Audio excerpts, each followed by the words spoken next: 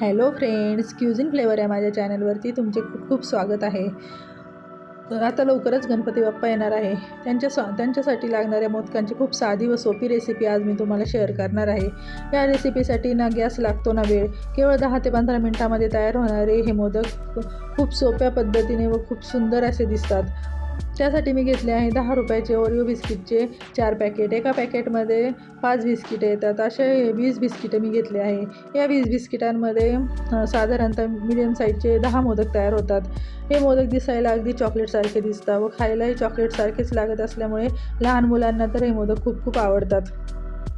बिस्किटांची आतली क्रीम मी एका बाउलमध्ये काढून घेतली आहे.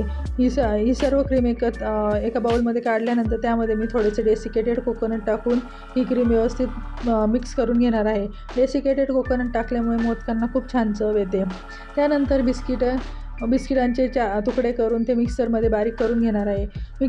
बिस्किटांच्या भुग्यामध्ये थोडे दूध टाकून भुग्याचा व्यवस्थित गोळा करून घ्यायचा आहे. दूध टाकल्यामुळे बिस्किटच्या भुग्याला छान बाइंडिंग येते व मोदकांनाही खूप छान चकाकी येते. पण दूध अगदी प्रमाणशीर व लागतच टाकायचे आहे. त्यानंतर मोदक मोडला थोडेसे तूप लावून मोदकाचा आकार द्यायचा आहे व बोटाच्या साहाय्याने मध्ये जागा करून त्यामध्ये क्रीमची स्टफिंग भरून मोदक वरतून व्यवस्थित पॅक करून द्यायचं आहे.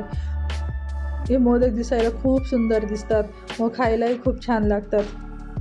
रेसिपी जर आवडली असल्यास नक्की लाईक करा व चॅनलला सबस्क्राईब करा. Thank you for the watching.